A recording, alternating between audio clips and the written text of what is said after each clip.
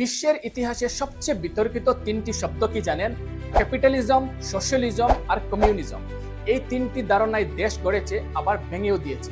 কিন্তু এগুলোর আসল মানে কি? চলুন আজ একটা সহজ উদাহরণ দিয়ে পুরো ব্যাপারটা বুঝি। ধরুন আপনার একটা ছোট্ট সুন্দর কফি শপ আছে।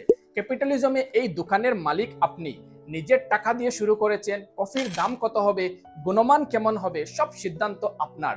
আপনার মূল লক্ষ্য একটাই, অধিক মুনাফা অর্জন করা। তবে বাজারে আপনার মতো আরো অনেক দোকানদার আছে, তাই প্রতিযোগিতা মারাত্মক। আর সরকার এই সিস্টেমে খুব কমই নাক গলায়। এবার দৃশ্যটা একটু বদলে দিই।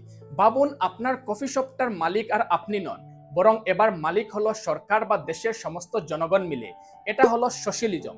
এখানে লক্ষ্য শুধু মুনাফা অর্জন করা নয়, বরং সবাই মিলে যেন কম দামে সহজে ভালো কফি পাওয়া যায় তা নিশ্চিত করা।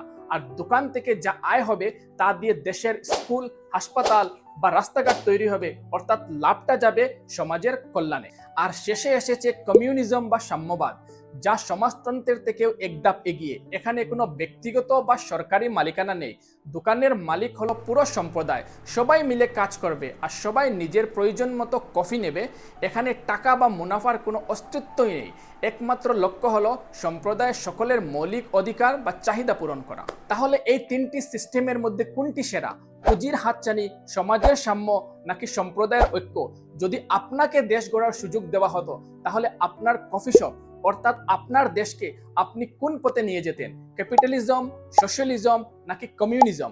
আপনার মতামত কমেন্টে অবশ্যই জানাবেন।